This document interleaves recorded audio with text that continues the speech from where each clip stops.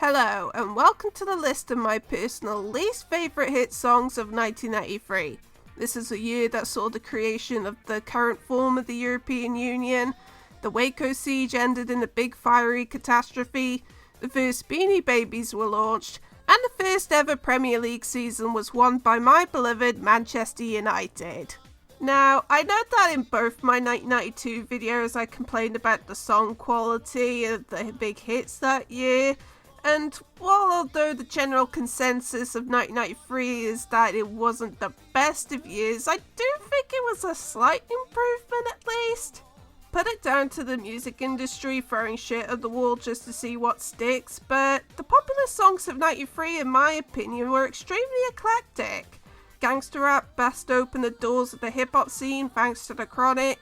There was a random pop reggae boom for some reason, and Eurodance had started its 3-year reign of absolute dominance in the European charts. In summary, 1993 was a very hit or miss year. And of course, this video is going to look into the misses specifically.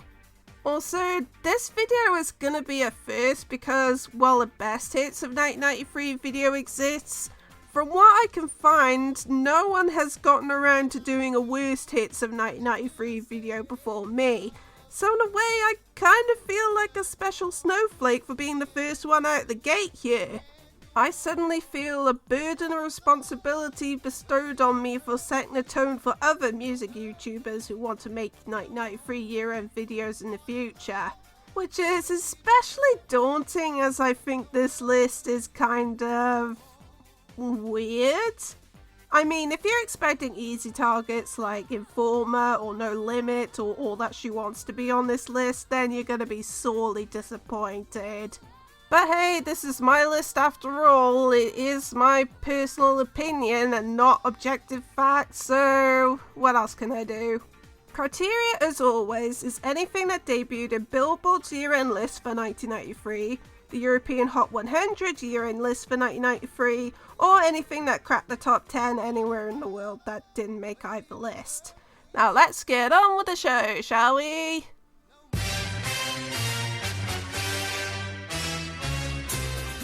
What your man got to do with me? I got a man. I'm not trying to hear that, see? I got a man. To be honest with you, I actually kind of feel a bit bad for putting this on the list, as there is a good idea behind this, but it's on here more due to wasted potential, and the more worse lists I make, I feel that my number 10 is fast becoming the designated spot for those kinds of songs for me. The entire song is basically one big back and forth argument between a guy trying to hit on a girl at the club, and the girl he's hitting on trying to brush him off because she already has a boyfriend at home. And there is a good premise in there. I mean, all of us girls find it super annoying when a guy at the bar just won't leave us the fuck alone no matter what excuse you throw at them. And you can make a good song criticizing that kind of behavior from guys. Where it all goes wrong for me, however, is that the song is utterly relentless and doesn't give you any space to breathe. So the whole thing comes across more like a really annoying conversation between two idiots yelling at each other that you're forced to listen in on, and it gets really annoying after a while. And I realise that this is now the second worst list in a row where I've had to talk about such a song. Now, as I said before, I don't completely hate this song. I do appreciate what it's trying to do, but sadly in execution it just misses the mark for me.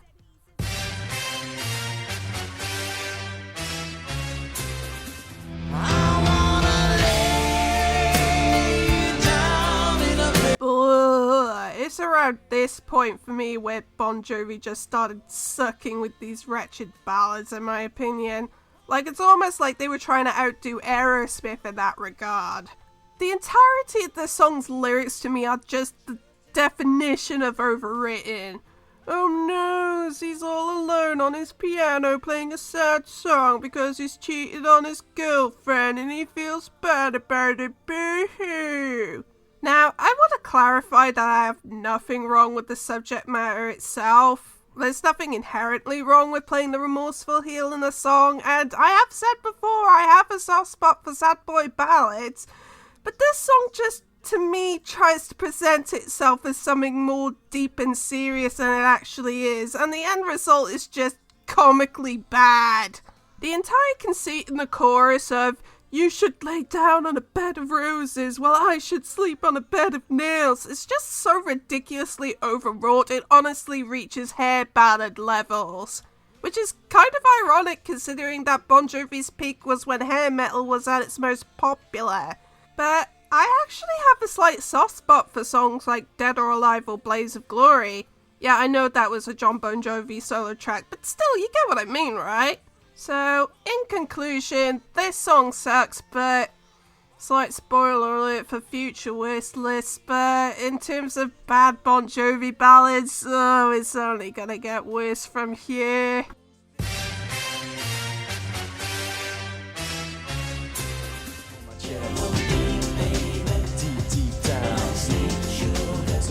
Okay, I know I'm gonna get a bit of hate for this pick, as this song is still very fondly remembered by a good chunk of people in the UK, but oh, I'm sorry, this has always come across as incredibly awkward to me. You see, this song is clearly trying to be one of those smooth and steamy bedroom anthems you hear from a lot of the American R&B bands at the time, like Boyz II Men or Jodeci. Meanwhile, I look at this and I'm like, guys, you're not a group of cool African Americans. You're a bunch of chavs from freaking Walthamstow, for crying out loud. Now, I just want to make clear that I don't hate everything that E17 put out. I actually think these guys were at their best when they were a straight pop band, and definitely not when they were trying to play the Americans at their own game. I haven't had the chance to talk about this yet, but I have to admit that even as a kid in the 90s, when I was actually the target demographic for these boy bands, I actually really hated boy bands back in the day.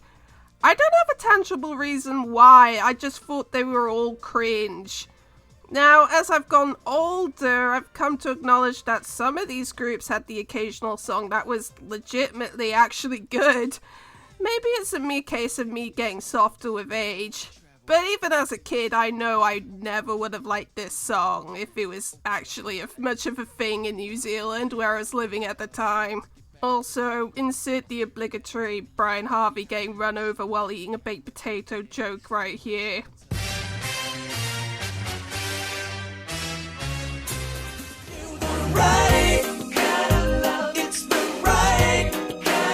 So, I regularly watch the CHR 83.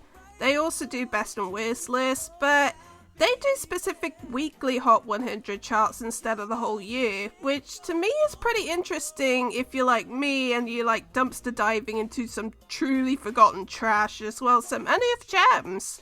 Anyway, one of the terms that they use for a particular subset of 90s songs is what they call 90210 music, which is basically any super cheesy pop song that was either on the show or sounds like something that could have been on the show.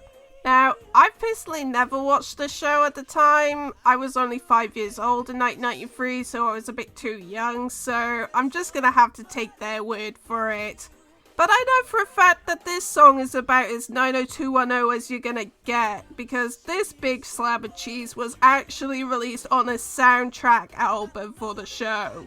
This song's clunking production sounds at least 2 years out of date for the time, and this is obviously trying to tap into the whole Calvin Klein model kind of market that was popular around the time, and the whole thing just comes across as laughably lame to me.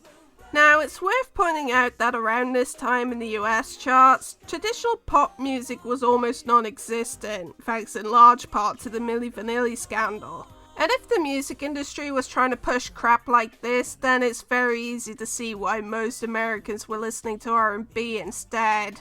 Thankfully, in the rest of the world, pop music fared a bit better, but yeah, we've got a long way to go before we reach the TRL era, that's for sure.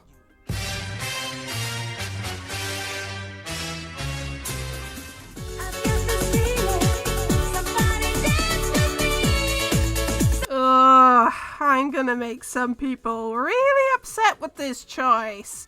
Now, I myself am a huge apologist for Eurodance because it was the sound of my early childhood, but man, despite all of that, I just think that DJ Bobo sucks in general. Now, say what you want about the likes of 2 Unlimited and Culture Beat, and there are a lot of people who will tell you that they produce some of the worst songs of the entire decade, which is a sentiment I do not agree with, by the way. But at least they had cutting-edge production for the time and were in your face and made you pump your fists in the air on the dance floor. But even by early 90s standards, a lot of DJ Bobo stuff to me just sounds so cheap and lame in comparison to all the other big names in Eurodance. Not helping is that he also raps, and he honestly makes Vanilla Ice look like prime Eminem in comparison. Now, I can't talk about the song without mentioning that it interpolates the main hook of Rock While Somebody's Watching Me, which itself gets a lot of stick from people, but that song for me at least is a big guilty pleasure. This song, on the other hand, it just sounds kind of pathetic. I mean, you don't just weaselly ask people to dance, you have to make them dance. Everybody dance now! Okay, you see what I mean now? The only good thing I can say about this song is that at least it's not Chihuahua. Just you wait till I get to that thing.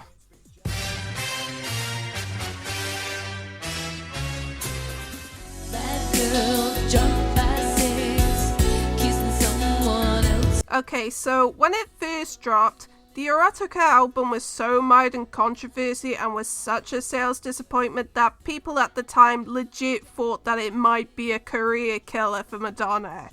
We all know that didn't happen and that Madonna recovered from this, and the album has since been vindicated by history, which, by the way, if you're interested, I highly recommend Honest's documentary on the album. I know people like to make fun of the title track, but I would actually defend that song as, while admittedly it's not the greatest song ever made, I would go as far as to say that that song got right what Justify My Love got wrong in that it actually had a discernible tune. But obviously my defense will not extend to Bad Girl whatsoever, as it's easily the worst single released in that album cycle in my opinion. I mean, these lyrics, man, Jesus fucking Christ, it sounds more like an edgy Tumblr post than an actual pop song chorus. What exactly were they trying to do with this? Not really helping is that this instrumentation sounds super cheap and dated even for the time, especially these drums, like they are legit karaoke machine level quality to me. But surprisingly enough, much like the parent album, this song has its fair share of defenders. Apparently, Watch Mojo put it on their list of the most underrated Madonna songs, which you can insert your own joke about how bad Watch Mojo are here. Look, I'm sorry, if you like this song, more power to you, but honestly, I don't understand what the appeal of this song is supposed to be.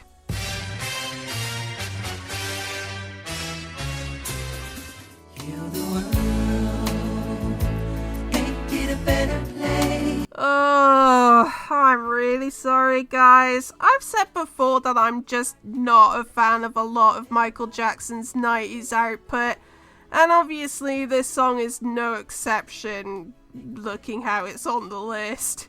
This is easily one of his weakest, most pathetic ballads of his entire career. It honestly makes We Are the World sound hard-hitting in comparison. Even the fucking Free Willy song was more soulful than this. I've honestly seen primary school kids make more profound commentary on world events than this. It also doesn't help that the melody is about as on par with your average nursery rhyme. Like, this song is just far beneath him, guys. After all, this is the same guy who did Man in the Mirror just a few years beforehand. What the hell happened here? As opposed to being uplifting and inspiring like a lot of peace and love songs, it just sounds so small and anemic. It doesn't so much encourage people to help heal the world as it does make me think that any alien invaders will just completely waste our planet and make human life extinct immediately upon hearing this song. So in a way, you could say that this is the fight song of the 90s. If there's any song that demonstrates just how badly Michael fell off around this time, then this to me is a very good example to use.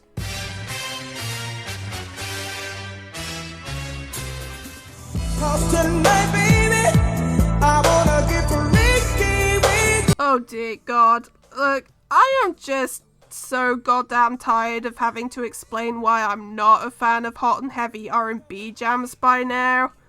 I mean, it does the classic thing that all terrible sex jams do, which is just lazily listing all the things they're gonna do to you in the chorus. What happened to just setting the tone and leaving things to the imagination? In my opinion, it's much more hot that way. Also, the phrase "get freaky with you" has just not aged well as a sexual metaphor. Not because I think it's problematic or anything like that, but just because it just sounds so goofy nowadays. It's basically become the 90s equivalent of making whoopee. Now, a lot of my dislike for this song, and the reason why this would be any familiar to us Brits at all, is because of a certain cover version that got big over here later in the decade. And trust me, I'll get to that one in the future worst list. But yeah, the original Freak Me is almost note for note the same song, but with reverby early 90s production instead. And it ain't much better, I'll tell you that much. Now, to be honest with you guys, and this is kind of my peek behind the curtain kind of moment, when I first conceived of the idea of doing a worst hits of 1993 list, I thought that this song was most likely gonna be my number one. But then very late into my research, I came across two songs that were just so shockingly bad that they ended up leapfrogging this in the end. So how about we swiftly move on to find out what on earth I could be talking about here.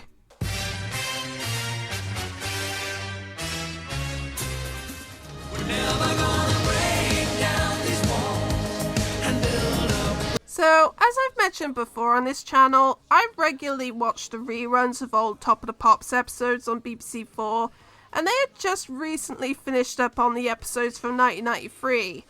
Now, before those reruns, I had honestly never heard of this song in my life. But oh my god, when I first came across this song on one of the reruns, I was just gobsmacked at just how disjointed the whole thing sounded. And it made it all the way to number 8 in our charts.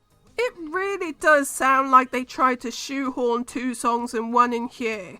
The intro has this clattering synth and drum thing going on like it's trying to sound all arena rocky.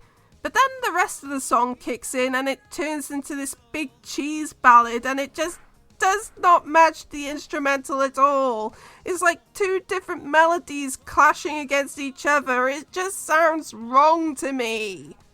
And what makes this whole thing worse is that this is actually a cover. This song was originally recorded by Jennifer Holliday for an album promoting the 1988 Summer Olympics. And I did listen to the original and it does sound fine to me. So how the hell did they screw this song up for Sir Cliff's version? Now the original had a slightly unusual structure, but that had a much more sparse electronic production, so it wasn't that obvious to the casual listener. So my best guess that by adding a whole lot of unnecessary shit to the instrumentation and upping the bombast to 11, it just makes it sound that much more jarring. I can only assume that this song peaked as high as it did through sheer name recognition alone, because I don't think casual music listeners gave a shit about this song at all. This is the definition of a song that only became a hit through the power of one's fan base. And a lot of the time those can be the most frustrating kinds of hits, as there are smaller acts with better songs out there who are being outsold by crap just because of the name attached to the thing and the diehards rushing out to buy it all at once. But then again, it doesn't sound all that different for nowadays, now does it? Oh, and if you thought that pick was weird, just wait until you see what the number one is. But before we do that, it's time for our dishonorable mentions. Why can't I wake up with you? So you're there. Ew, no thanks. If only for tonight. Okay, one of my good friends really likes this song, so he's gonna be pretty mad at me for putting this here. I'm sorry, mate, but this just comes across as really pathetic to me. I will be faithful to my lover's death. What on earth are you still doing here in 1993?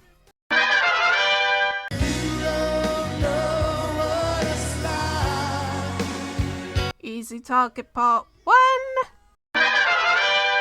Please forgive me. I know not what I do. Easy Target Part 2.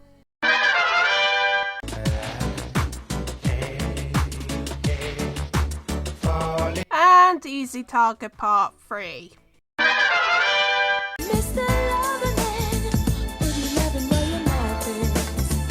Yeah, this is another song that I find almost impossible to take seriously ever again after watching its In Living Color parody. If you look up the word ugly in the dictionary, right there on the page you see a picture of me. The girl is deep pumping and pumping all around.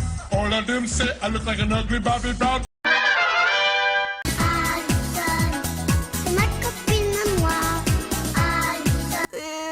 Just copy paste what I said about the other song in the Worst of 92 video.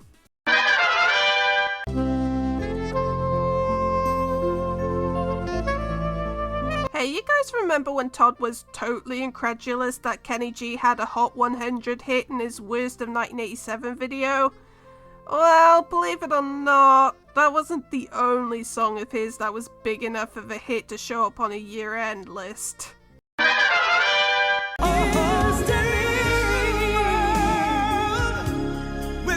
Yeah, you guys can now fully expect any lame ballad version of a 90s Disney song to have an automatic spot in my dishonorable mentions. Not the Lion King though, because Sir Elton is a god and can do whatever he wants. And now, before revealing my number one pick, let's have a quick recap of our top 10.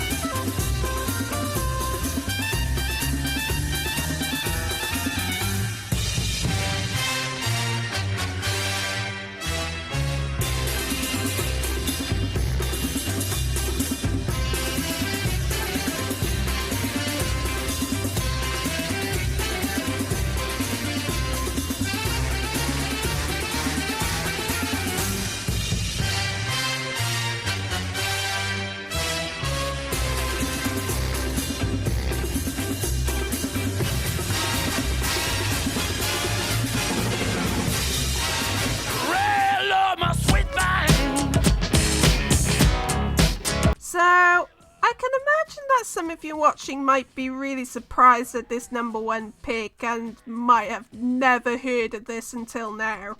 I mean, it certainly was the case for me because, as I mentioned earlier, this was a late inclusion on the list. When I was doing my research for hit songs from 1993, I looked into that year's European Hot 100 year-end list and I found this song that I'd never heard of before. And upon doing so, I thought, oh, it's just a late period Mick Jagger solo song. How bad can it possibly be? Well, pretty fucking terrible as it turns out. I cannot for the life of me understand what he's trying to do here. My best guess is that he's trying to do a Prince pastiche, and oh dear god, I swear I'm going insane because this is the second worst list in a row where I've had to talk about someone doing a bad Prince impression.